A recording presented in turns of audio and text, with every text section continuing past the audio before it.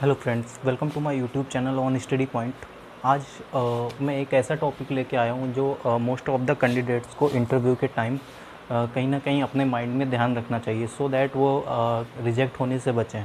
ठीक है, तो ये ऐसे पॉइंट्स होते हैं जो मोस्ट ऑफ द टाइम्स हम इंटरव्यू के टाइम गलतियाँ कर देते हैं। ठीक है, और या तो इंटरव्यूअर पूछता है या फिर हम अपनी तरफ से वो गलतियाँ करते हैं।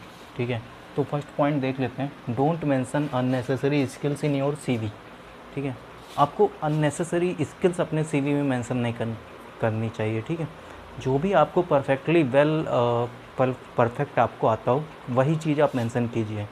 ठीक है, सपोज दैट अगर आपको इंग्लिश फ्लुएंसी आपको इंग्लिश में फ्लुएंसी नहीं है आपकी, तो आपको लिखना चाहिए I am basic knowledge of English speaking. ठीक है, वहाँ पर आप ये मत मेंशन कीजिए कि एडवांस नॉलेज और इंग्लिश फ्लुएंसी। ठीक है, या फिर आपको किसी और स्किल्स का नॉलेज नहीं है या फिर थोड़ा बहुत है तो आप उसे वहाँ से मत मेंशन कीजिए।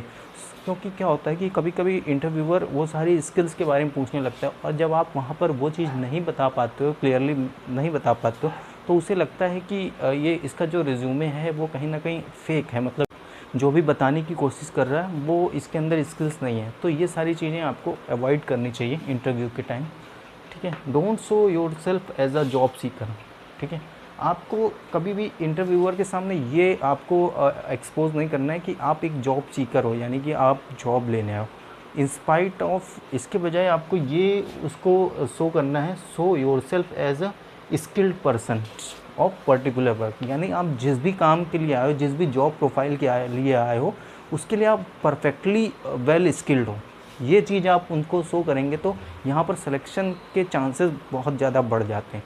ठीक है, अगर आप बहुत ही इस वे में जाएंगे कि मुझे जॉब चाहिए, कोई भी किसी भी तरह की जॉब दे दो, no, it's not the right way. you have to search in yourself which skills are needed and which skills are you in good, so you have to show off only those skills. ठीक है, third one point आता है, don't ask salary first. ठीक है, आप जाते ही जाते salary पर डिस्कशन मत कीजिए इंटरव्यूअर से कि सैलरी कितनी है सर, ये बता दीजिए। आपको पहले जाते हुए पूछना है कि सर जॉब प्रोफाइल क्या है, क्या वर्क करना है मुझे।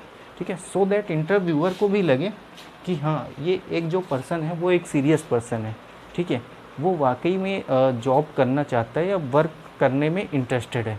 सैलरी पूछेंगे तो उनको ये लगेगा कि इनको काम नहीं करना है, पहले सैलरी इनको चाहिए। ठीक है, तो वहाँ पर एक निगेटिव इम्पैक्ट पड़ता है। तो इस क्वेश्चन से भी आपको बहुत ज़्यादा बचना चाहिए। आपको सैलरी पे फर्स्टली डिस्कशन नहीं करना चाहिए। जब सारी चीज़ें क्लियर हो जाएं तब आप सैलरी पर डिस्कशन कीजिए, वो बेस्ट रहता है। फोर्थ वन पॉइंट है, you have to reply to the point.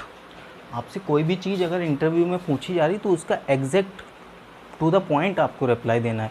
आपको किसी भी चीज़ को बढ़ चढ़ कर नहीं बताना है।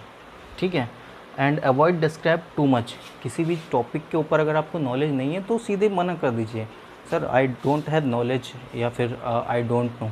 ठीक है, आपको टू द पॉइंट आंसर देना है किसी भी चीज़ का। फिफ्थ पॉइंट है, the most important question interviewer ask why you quit your previous job.